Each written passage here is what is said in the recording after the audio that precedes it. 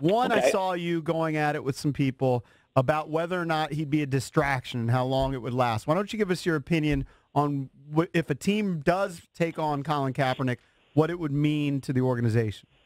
Well, obviously there would be a lot of publicity for the fact that he was even brought in for a tryout and an interview. If they ended up signing him, I assume the team would say, look, we're signing him because we liked what we saw on the practice field, and we think he can help the team. There would be some backlash from the public because there are people who still view Colin Kaepernick as a villain because he started the kneeling for the national anthem wave back in the summer of 2016, and then it would eventually go away. How long? It could be 2 days. It would certainly be through at least one game.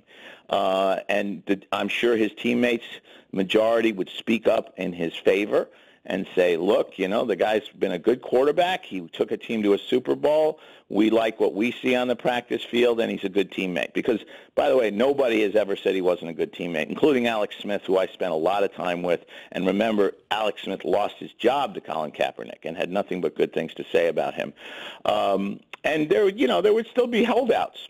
There's no question there would be holdouts. There would be people who would boo him in the stadium. Well, in the case of Washington, they get booed in the stadium nowadays anyway, usually for their play. And the other point I was making was contrasting it to the team signing Reuben Foster. How can you possibly justify signing a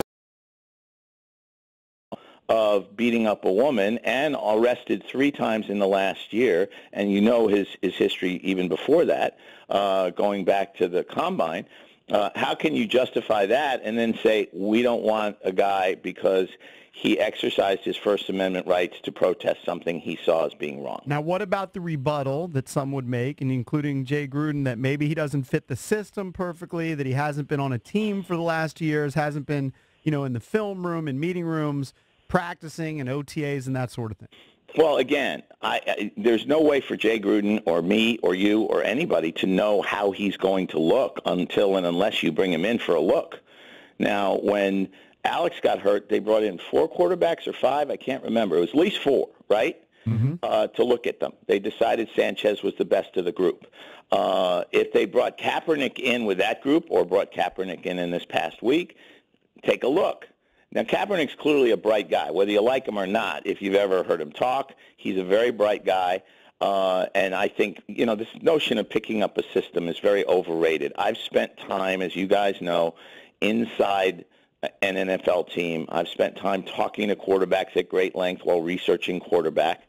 And it's not rocket science.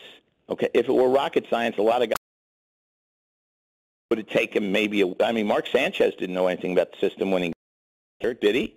But he was able to go in and play and not be terrible on Monday night against the Eagles. And he's, I'm sure, still picking up the system and the terminology, but he's a bright guy too, and he was able to do it. My point is, you can't say that Colin Kaepernick can't play because he's been out for 2 years. You can't say that he can't pick up the system until and unless you take a look at him. And the bottom line on this, guys, is this. It's really a moot point because there was no way they were going to bring him in. Dan Snyder wouldn't allow it. When Gruden says it was discussed, here's what I think happened. The name came up in the meeting, what about Kaepernick? And Gruden, somebody in the room said, Dan and Bruce aren't going to let us sign him. Okay, but we need a better story than that. Jay can't just trot out there and say Dan won't sign him because that would make Dan look bad in the eyes of many. Right. So instead, we'll talk about the system. And then that way Jay's not lying when he says, we talked about him, and we don't think he'll fit in our system. I don't think Jay lied. I think he told the truth. Brain in their head knows it's because of Dan and Bruce are against what he stood for politically. Of course. And look, everyone knows that. It's not just Dan and Bruce. It's all 32 teams. Yeah, of course. But we all know what Dan's politics are, and we all know who Dan is. But he's not unique in this sense. He's the same as the other 31 owners.